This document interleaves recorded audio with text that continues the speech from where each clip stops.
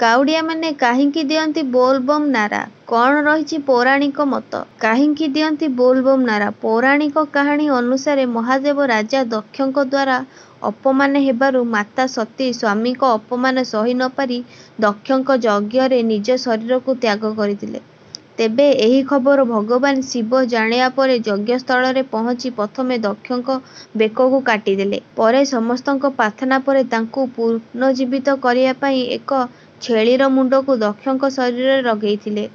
ଛେଳି ମୁଣ୍ଡ ଲଗେଇବାରୁ ରାଜା ଦକ୍ଷ ଜୀବିତ ହେଲେ। ଦକ୍ଷ ଜୀବିତ ହେବା ପରେ ତାଙ୍କ ପାଟିରୁ ଯେଉଁ ଛେଳିର ବାଣୀ ବାହାରିଲା, ଶଙ୍କରଙ୍କୁ ତାହା ଅତ୍ୟନ୍ତ ପ୍ରିୟ ଲାଗିଲା। ସେବେଠାରୁ ଭକ୍ତମାନେ bomb bomb Har Har bomb bomb ଜପ କରୁଛନ୍ତି। ତେଣୁ କାଉଡ଼ିଆମାନେ ଏହି ଯାତ୍ରା ବେଳେ ବୋଲ୍ ବମ୍ ହରର ବମ୍ ନାରା ଦେଇଥାନ୍ତି।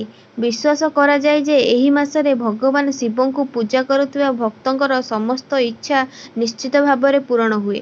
ଶ୍ରାବଣ ମାସରେ ବେଲପତ୍ର ଭାଙ୍ଗ ସହିତ ପୂଜା କରିବା ଏବଂ ଜଳ ଅର୍ପଣ କରିବା ଅତ୍ୟନ୍ତ ଫଳପ୍ରଦ ଏବଂ ଶୁଭ ଅଟେ। ସୋମବାର ଉପବାସ କରିବା ଏବଂ ଗଙ୍ଗାରେ ଗାଧୋଇବା ଗୁରୁତ୍ୱପୂର୍ଣ୍ଣ। ସୋମବାର ଉପବାସ। ସୋମବାର ଉପବାସ କଲେ ବିବାହିତ ମହିଳାମାନଙ୍କର ଦାମ୍ପତ୍ୟ ଜୀବନ ସୁଖ ଏବଂ ସମୃଦ୍ଧ ହୁଏ। ସ୍ୱାମୀଙ୍କ ଦୀର୍ଘ ଜୀବନର ଇଚ୍ଛା ପୂରଣ ହୁଏ। ଅବିବାହିତ ଝିଅମାନେ ମଧ୍ୟ ଶ୍ରାବଣ ସୋମବାରରେ ଉପବାସ କରନ୍ତି, ଯାହାଦ୍ୱାରା ଭବିଷ୍ୟତରେ ସେମାନେ ମଧ୍ୟ ଭଗବାନ ଶିବଙ୍କର ପରି ବର ପାଇପାରିବେ। ଏହା ବ୍ୟତୀତ ଗ୍ରହର ତ୍ରୁଟି ଦୂର କରିବା ପାଇଁ ସୋମବାର ଉପବାସ ପାଳନ କରାଯାଏ। ସୋମବାର ଦିନ ପାଣିରେ କ୍ଷୀର ମିଶାଇ ଶିବଲିଙ୍ଗଙ୍କୁ ଅଭିଷେକ କରନ୍ତୁ। ଯଦି ଆପଣଙ୍କର ବିବାହରେ କୌଣସି ଅସୁବିଧା ଅଛି, ତେବେ ମହାଦେବଙ୍କ ପୂଜା କରନ୍ତୁ। ପ୍ରତିଦିନ ନନ୍ଦୀକୁ ଭଲରେ ଖାଇବାକୁ ଦିଅନ୍ତୁ। ଏହା ଅସୁବିଧା ଦୂର କରିବ, ଜୀବନରେ ସୁଖ ଏବଂ ସମୃଦ୍ଧି ଆସିବ ଏବଂ ମନ ଖୁସି ହେବ।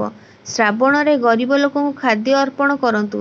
ଆପଣଙ୍କ ଘରେ କଦାପି ଖାଦ୍ୟର ଅଭାବ ରହିବ ନାହିଁ ଏବଂ ପିତୃପୁରୁଷଙ୍କ ଆତ୍ମା ଶାନ୍ତି ପାଇବ। ପୂଜା କରିଲା ବେଳେ କିଛି ସମୟ ମନ୍ଦିରରେ ବସନ୍ତୁ ଏବଂ ଆପଣଙ୍କ ମନରେ ଓମ୍ ନମଃ ଶିବାୟ ମନ୍ତ୍ର ଜପ କରନ୍ତୁ।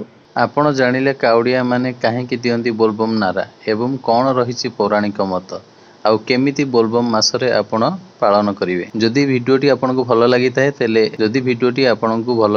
ତାହେଲେ ଏବେ ହିଁ ଆମ ଚ୍ୟାନେଲକୁ ସବସ୍କ୍ରାଇବ୍ କରିଦିଅନ୍ତୁ, ବେଲ୍ ଆଇକନକୁ ପ୍ରେସ୍ କରିନିଅନ୍ତୁ ଏମିତି ନୂଆ ନୂଆ ଭିଡ଼ିଓ ଦେଖିବା ପାଇଁ।